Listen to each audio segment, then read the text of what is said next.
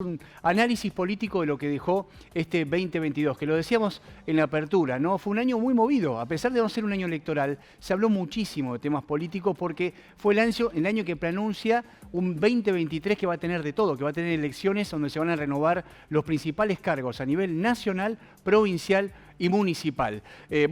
Vamos a arrancar como... mira, ahí tenemos imágenes, por ejemplo, de lo que fue un comienzo ya en el verano de un año muy político. Esto es el aniversario de Comodoro. Ahí estuvimos cubriendo con el canal. Ahí lo vemos a Juan Pablo Luque. Hubo visitas nacionales muy importantes. Se lo vio con Mariano Arcioni, que por ahí no iba a los últimos aniversarios, pero se lo ve también con Máximo Kirchner, con Guado de Pedro y con Sergio Massa. Era toda la cúpula del Frente Renovador ahí en la apertura del año político en Comodoro Rivadavia en febrero. Y ahí lo vemos a Mariano Arcioni.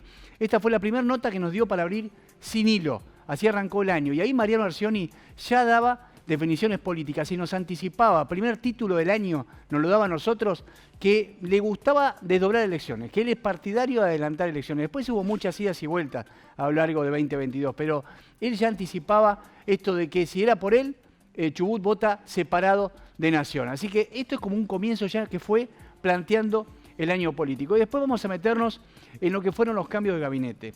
Hubo varios a lo largo del año. Distinto tipo de cambio de gabinete. Por ejemplo, un par de cambios fueron, podemos decir, normales, porque salió en el Ministerio de Ambiente, llega un Roberto Julio, un hombre nuevo. Por ejemplo, la salida de Fabián Puratich de Salud, que fue consensuada, se fue a Nación, y llegó Miriam Monasterolo. Pero ahí lo vemos saludando a Miguel Castro. Miguel Castro llega en un momento traumático porque fue un accidente que protagonizó Leonardo Das Neves el 24 de marzo, que lo obliga a renunciar.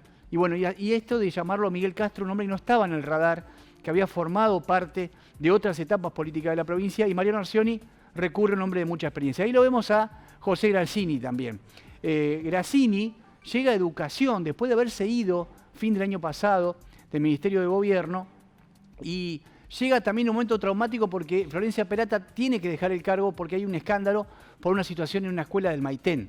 Una situación con una pérdida de monóxido de carbono, alumnos intoxicados, le cuesta la salida a Peralta. En el medio, el anuncio de Valeria Saunder, que al final no asume, se arrepiente a último momento, no se pone de acuerdo, y llega Grassini entonces, el nuevo ministro de Educación a mitad de año, y es una de las noticias políticas que nos deja también este 2022. Vamos a meternos en otro de los temas del año que tiene que ver con la asunción dentro de un partido político como es la UCR de Damián Bis. Y es el protagonismo que empieza a tomar el intendente de Rawson con esta actividad. Esto fue en abril, en Gaiman, ahí lo vemos. También Tomás Bufa fue elegido presidente de la convención, pero el dato es que Bis reunió por unanimidad todos los votos, elegido presidente del comité de provincia. Y es el primer paso de un Damián Bis que empieza a ganar protagonismo, a tener cruces internos muy duros con Ignacio Torres del PRO y que preanuncia una candidatura a gobernador que se va a estar seguramente efectivizando en enero y una interna entre Bis y Torres en Juntos por el Cambio. Por eso ese hecho político de abril con Bis asumiendo la presidencia de la UCR es un dato que no puede pasar desapercibido para los que analizamos el contexto político. Después vamos a hablar justamente, ya que mencionamos Juntos por el Cambio, fue el partido, yo les hablé de visitas nacionales en el acto de Comodoro de Frente de Todos. Juntos por el Cambio tuvo varias visitas en este 2022. Todos tuvieron notas exclusivas con nosotros, mano a mano. Ahí lo vemos a Gerardo Morales, presidente de la UCR, estuvo en un acto con mujeres del radicalismo, también impulsándolo a Damián Bis como candidato y hablando de un radicalismo empoderado, que tenga más protagonismo dentro de la alianza con el PRO, ¿no? Como no cediendo terreno. Y en el mismo sentido que Morales se manifestó en Juan Facundo Manes, ahí lo entrevistábamos en un hotel de Trelew, vino a hablar de la crisis educativa del país, habló del panorama de Chubut, pero también habló de la necesidad de un radicalismo más fuerte, con más peso. Eso es el mensaje que vinieron a dar estos dos dirigentes. Y ahí la vemos a Pato Bullrich, Patricia Bullrich, la presidenta del PRO, que vino 2 veces este año a la provincia del Chubut.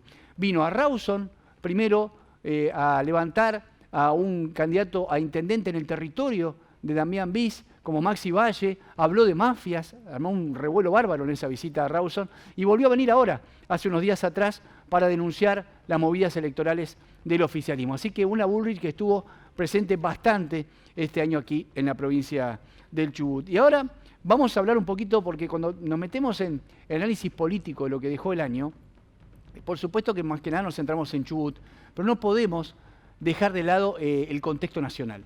Y hubo un momento crítico a mitad de año con el Ministerio de Economía, el ministerio más importante o de los más importantes que tiene el Gabinete Nacional, la salida de Guzmán, de Martín Guzmán, que en su momento lo hizo por carta, estaba dando un discurso a la vicepresidenta, mire el fallido que tuve, la vicepresidenta que tiene aquí, aunque en algunos países a los presidentes le dicen presidentes toda la vida, ¿no?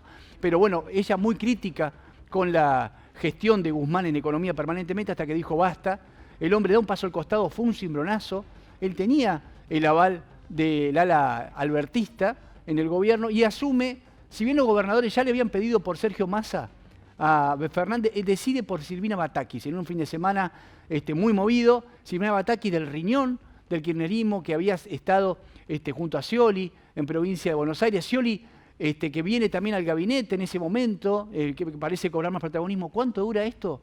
20 días.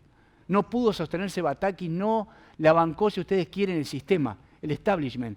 La economía explotó. En esos días no le dejaron ni aplicar ninguna medida a Silvina Batakis y finalmente llega el elegido, el consensuado, el que tenía más apoyo político pedido por los gobernadores, Sergio Massa. Ahí lo vemos cuando estuvo en Chubut.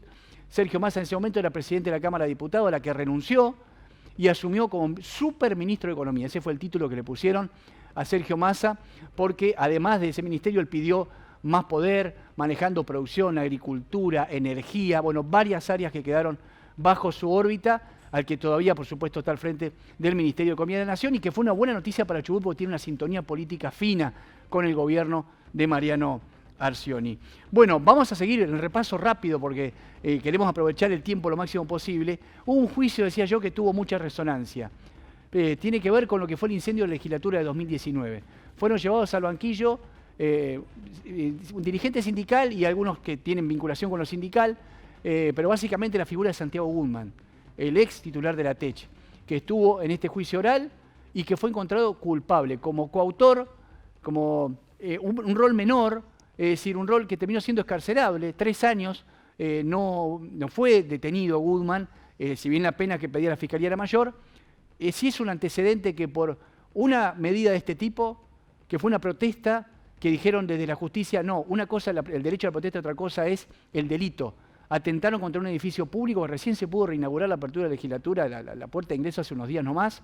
Bueno, fue muy serio y Guzmán fue encontrado culpable. Y ese fue uno de los hechos políticos también que dejó este 2022 y que no queríamos pasar por alto. Después tengo anotado en mi lista un momento de mucha tensión que se vivió con un reclamo de la pesca. La pesca tuvo 2 o 3 hechos en el año, pero el del FAP, el Fondo Ambiental Pesquero, esa ley que le recauda el litro de gasoil por cajón de langostino al sector de la flota amarilla, venía siendo un ruido enorme, no lo venían pagando, estaba judicializado, y llega una nota, una ejecución de Fiscalía de Estado, le dice tienen que pagar o no pueden usar más el puerto, los gremios que dicen, bueno, nos quedamos sin trabajo, paran las rutas, fue muy crítico el momento, negociaciones con la dirigencia política, con el Ejecutivo, con los diputados, y termina después de lo que ustedes ven de esas protestas, en una sesión en la que terminan derogando el FAP, acordando un pago en cuotas que aparentemente se viene ejecutando por parte de cada uno de los empresarios, pero,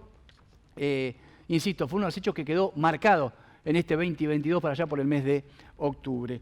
Y después tenemos que hacer todo un capítulo dedicado a lo que es la legislatura. El trabajo del Poder Legislativo fue, no digo tan intenso, no fueron tantas las sesiones, hubo mucha suspensión por Parlamento Patagónico, pero sí tuvo que tomar 2 o 3 decisiones claves.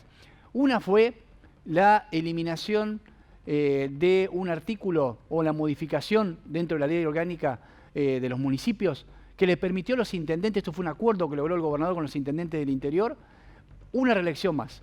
Había un límite que les marcaba, los que fueron electos en 2015 podían ser reelectos en 2019, pero no podían ir por un nuevo mandato. La legislatura termina modificando eso por acuerdo político y le permite un mandato más a los intendentes. Otro tema que trató la legislatura, la aprobación del endeudamiento con el Fondo Fiduciario por 6.000 millones. Lo necesitaba el gobierno y además en el medio también hubo toda una negociación muy dura con la justicia. No le aprobaron nunca el presupuesto. Fue un año muy intenso.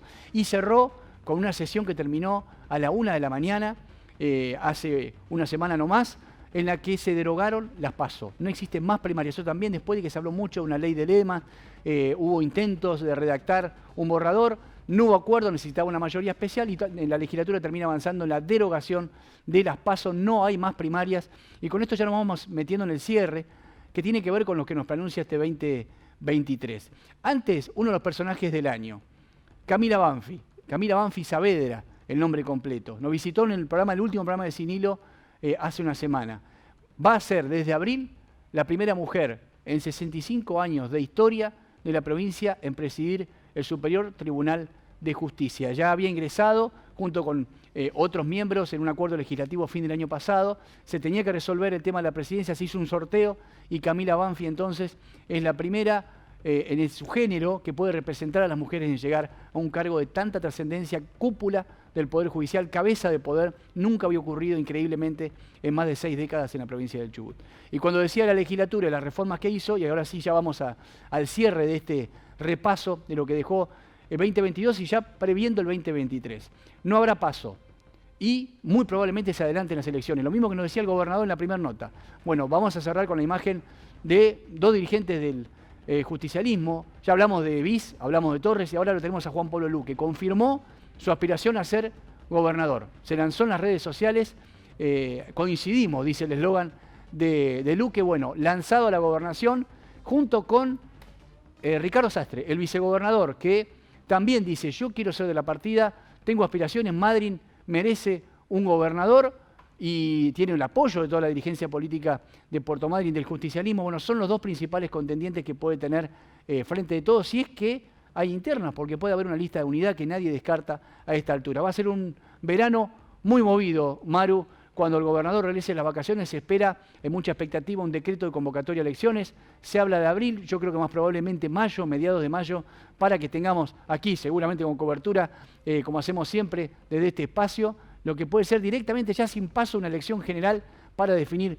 gobernador e intendente. Los municipios se espera que adelanten, Comodoro ya va a adherir, lo ha dicho, Madryn va a adherir, y Trelew, que fue el primero que dijo, con esto quería cerrar, Trelew dijo, vamos a votar antes. Hasta ahora no nos enteramos nada de la ciudad de Trelew, pero sería muy lógico que también se sume a este adelanto de elecciones.